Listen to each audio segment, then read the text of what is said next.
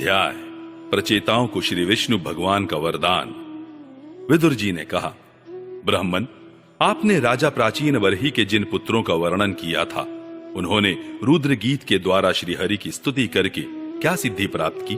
12 स्पत्य, मोक्षाधिपति श्री नारायण के अत्यंत प्रिय भगवान शंकर का अकस्मात सानिध्य प्राप्त करके प्रचेताओं ने मुक्ति तो प्राप्त की ही होगी, इससे पहले इस लोक में अथवा परलोक में भी उन्होंने क्या पाया, वह बतलाने की कृपा करें।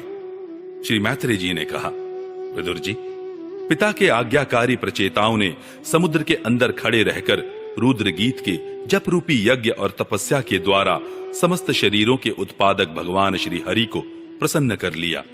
तपस्या करते करते 10,000 वर्ष बीत जाने पर पुराण पुरुष श्री नारायण अपनी मनोहर कांति द्वारा उनके तपस्या जनित क्लेश को शांत करते हुए सौम्य विग्रह से उनके सामने प्रकट हुए।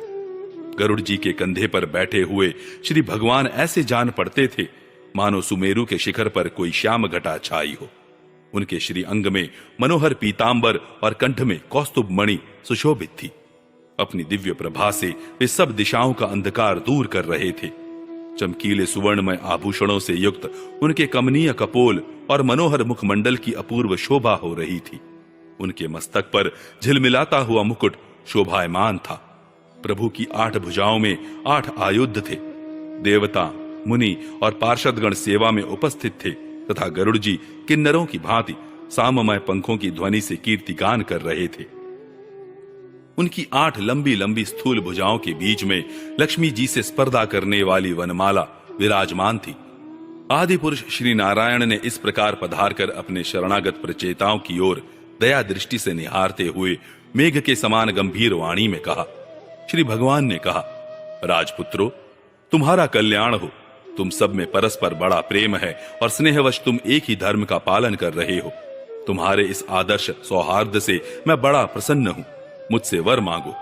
जो पुरुष सायंकाल के समय प्रतिदिन तुम्हारा स्मरण करेगा, उसका अपने भाइयों में अपने ही समान प्रेम होगा तथा समस्त जीवों के प्रति मित्रता का भाव हो जाएगा। जो लोग सायंकाल और प्रातःकाल एकाग्र चित्त से रुद्र गीत द्वारा मेरी स्तुति करेंगे, उनको मैं अभीष्ट वर और शुद्ध बुद्धि प्रदान करूंगा। तुम लोगों ने बड़ी प्रसन्नता से अपने पिता की आज्ञा शिरोधार्य की है। इससे तुम्हारी कमनीय कीर्ति समस्त लोकों में फैल जाएगी। तुम्हारे एक बड़ा ही विख्यात पुत्र होगा। वह गुणों में किसी भी प्रकार ब्रह्मा जी से कम नहीं होगा तथा अपनी संतान से तीनों लोकों को पूर्ण कर देगा। राजकुमारों, कंडु ऋषि के तपोनाश के लिए इंद्र की भेजी हुई प्रमलोचा अप्सरा से एक कमल नयनी कन्या उत्पन्न हुई थी। उसे छोड़कर वह स्वर्ग लोक को चली गई। तब वृक्षों ने उस कन्या को लेकर पाला पोसा। जब वह भूख से व्याकुल होकर रोने लगी, तब औषधियों के राजा चंद्रमा ने दयावश उसके मुंह में अपनी अमृत वर्षिणी तर्जनी उंगली दे दी। तुम्हारे पिता आजकल मेरी सेवा में लगे हुए हैं।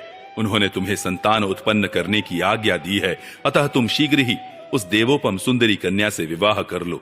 तुम सब एक ही धर्म में तत्पर हो और तुम्हारा स्वभाव भी एक सा ही है। इसलिए तुम्हारे ही समान धर्म और स्वभाव वाली वह सुंदरी कन्या तुम सभी की पत्नी होगी तथा तुम सभी में उसका समान अनुराग होगा।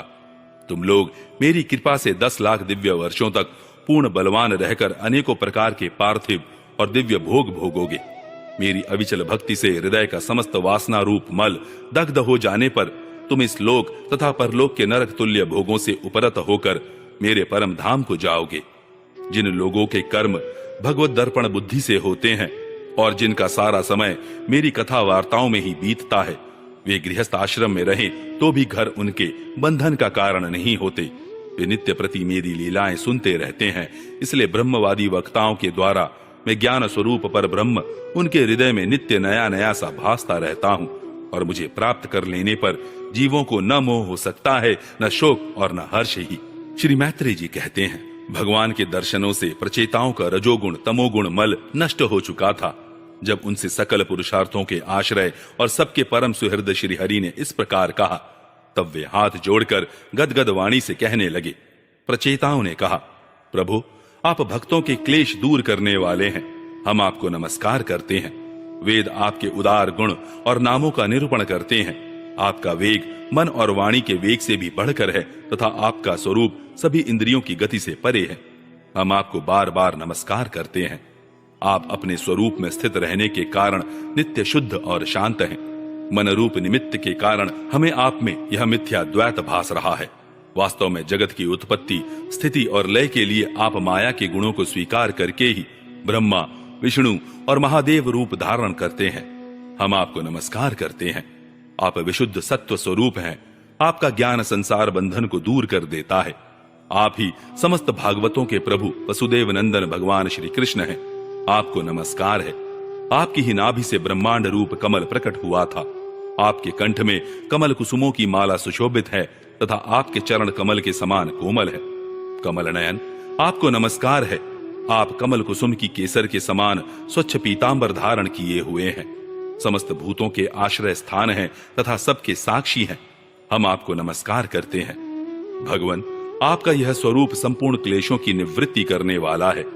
हम अविद्या, अस्मिता, राग द्वेषादि क्लेशों से पीड़ितों के सामने आपने इसे प्रकट किया है। इससे बढ़कर हम पर और क्या कृपा होगी।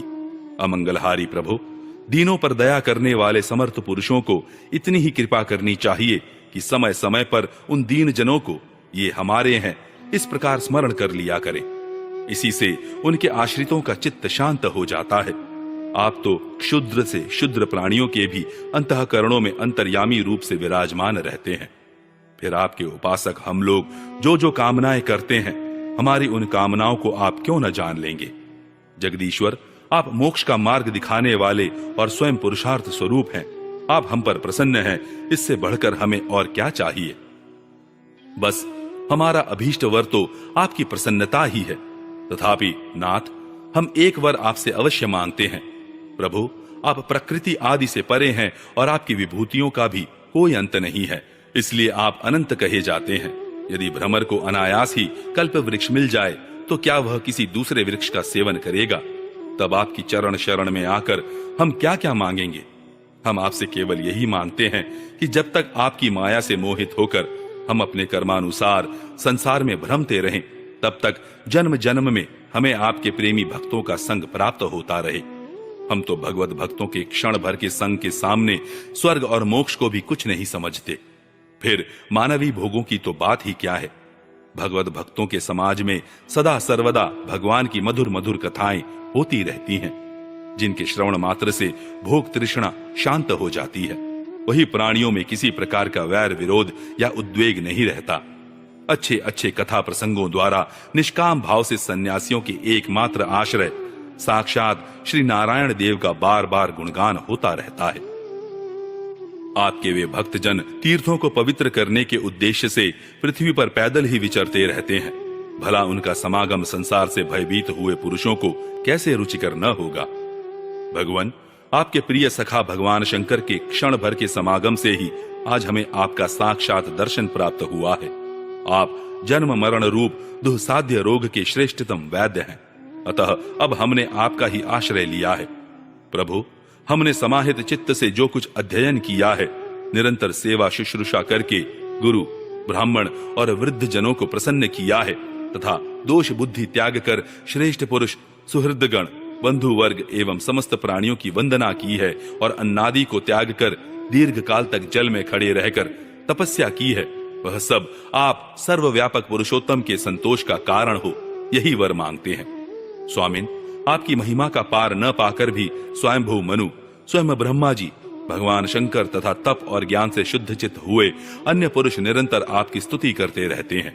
अतः हम भी अपनी बुद्धि के अनुसार आपका यशोगान करते हैं। आप सर्वत्र समान शुद्ध स्वरूप और परम पुरुष हैं। आप सत्व मूर्ति भगवान वासुदेव को हम नमस्कार करते हैं। श्री मैत्री जी कहते हैं, विदुर जी, प्रचेताओं के इस प्रकार स्तुति करने पर शरणागत वत्सल श्री भगवान ने प्रसन्न होकर कहा, तथास्तु। अप्रतिहत प्रभाव श्री हरि की मधुर मूर्ति के दर्शनों से अभी प्रचेताओं के नेत्र तृप्त नहीं हुए थे, इसलिए वे उन्हें जाने देना नहीं चाहते थे। तथापि वे अपने परम धाम को चले गए।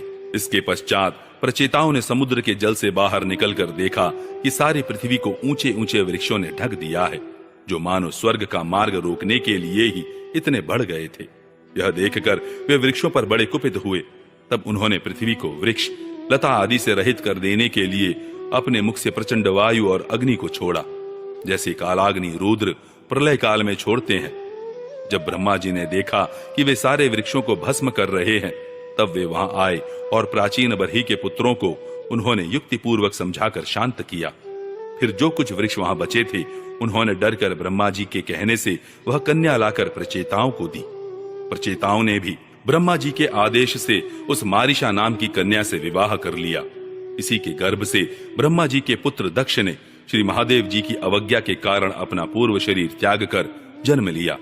इन्हीं दक्ष ने चाक्षुष मनवंतर आने पर, जब काल क्रम से पूर्व सर्ग नष्ट हो गया, भगवान की प्रेरणा से इच्छानुसार नवीन प्रजा उत्पन्न की। इन्होंने जन्म लेते ही अपनी कांति से समस्त तेजस्वियों का तेज छीन लिया। ये कर्म करने में बड़े दक्ष थे, इसी से उनका नाम दक्ष हुआ।